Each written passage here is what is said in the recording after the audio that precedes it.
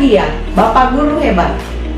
Pada kesempatan kali ini, saya akan membagikan video praktik baik saya pada saat menjadi salah satu narasumber pada kegiatan in-house training yang dilaksanakan di SMK Negeri 1 Palu.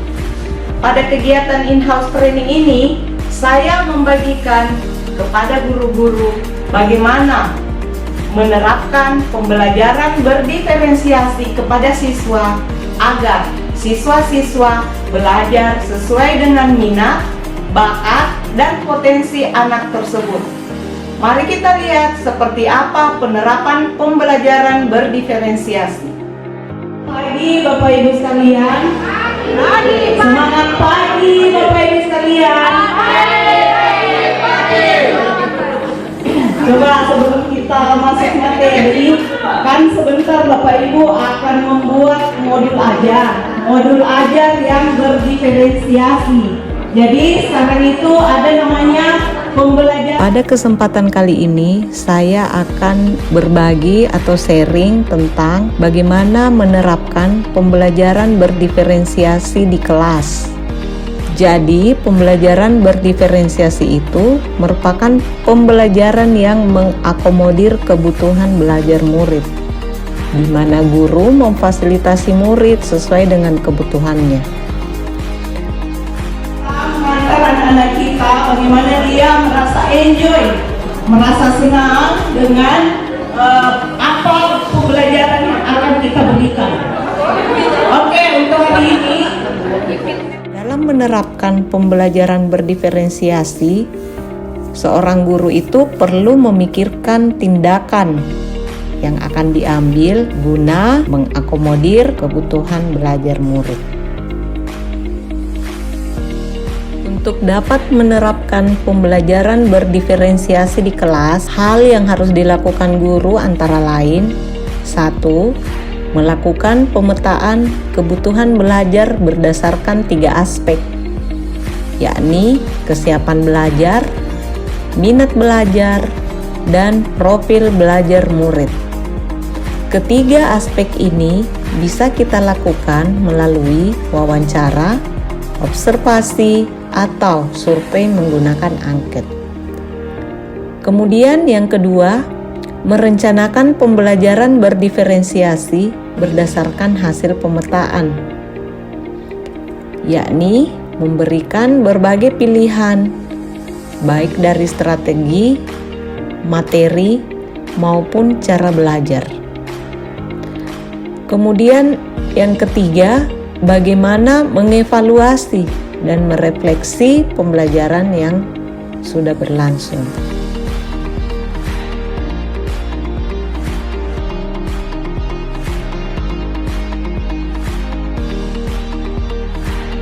Terdapat 3 strategi dalam melaksanakan pembelajaran berdiferensiasi. Yang pertama itu ada namanya diferensiasi konten. Nah, diferensiasi konten ini adalah apa yang kita ajarkan kepada murid ini dapat dibedakan sebagai tanggapan terhadap kesiapan, minat, dan profil belajar murid maupun kombinasi dari ketiganya. Di diferensiasi konten ini, guru perlu menyediakan bahan dan alat sesuai dengan kebutuhan belajar murid. Kemudian strategi yang kedua adalah diferensiasi proses. Diferensiasi proses ini mengacu pada bagaimana murid akan memahami atau memaknai apa yang dipelajari. Untuk diferensiasi proses ini dapat dilakukan dengan 4 cara. Yang pertama, menggunakan kegiatan berjenjang. Yang kedua, menyediakan pertanyaan pemandu atau tantangan yang perlu diselesaikan. Yang ketiga, membuat agenda individual untuk murid. Misalnya, daftar tugas, variasi lama waktu yang murid dapat ambil untuk menyelesaikan tugas. Dan cara yang keempat adalah mengembangkan kegiatan bervariasi.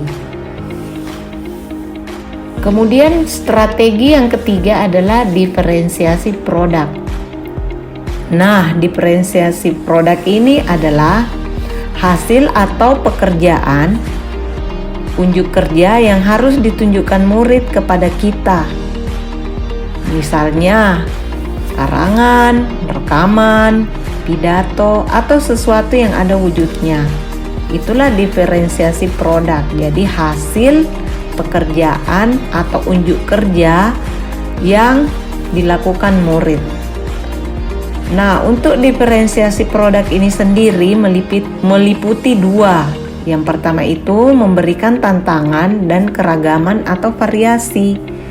Kenapa bervariasi? Karena itu tadi, kita memberikan pembelajaran sesuai dengan minat dan bakat murid tersebut. Kemudian yang kedua, memberikan murid pilihan bagaimana mereka dapat mengekspresikan pembelajaran yang diinginkan. Dalam menerapkan pembelajaran berdiferensiasi ini tentunya akan ada tantangan dan hambatan. Kita sebagai guru harus tetap dapat bersikap positif dan optimis bahwa pembelajaran berdiferensiasi ini bisa kita terapkan. Caranya bagaimana? Yang pertama, terus belajar dan berbagi pengalaman dengan rekan-rekan guru lainnya. Kita membentuk yang namanya learning community atau komunitas belajar. Yang kedua, saling mendukung dan memberi semangat terhadap rekan sejawat.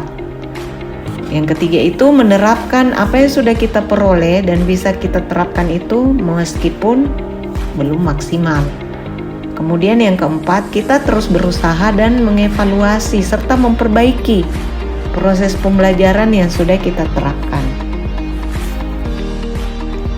Pembelajaran berdiferensiasi ini juga sangat berkaitan dengan filosofi Bapak pendidikan kita, yaitu Ki Hajar Dewantara. Salah satu filosofi pendidikan menurut Ki Hajar Dewantara adalah sistem Among, yaitu kita sebagai seorang guru harus dapat menuntun murid untuk berkembang sesuai dengan kodratnya. Nah, hal inilah yang sangat sesuai dengan penerapan pembelajaran berdiferensiasi di kelas. Demikianlah video praktik baik saya tentang bagaimana menerapkan pembelajaran berdiferensiasi kepada siswa-siswa kita. Semoga video kali ini dapat memberikan inspirasi kepada Bapak guru hebat di seluruh Indonesia.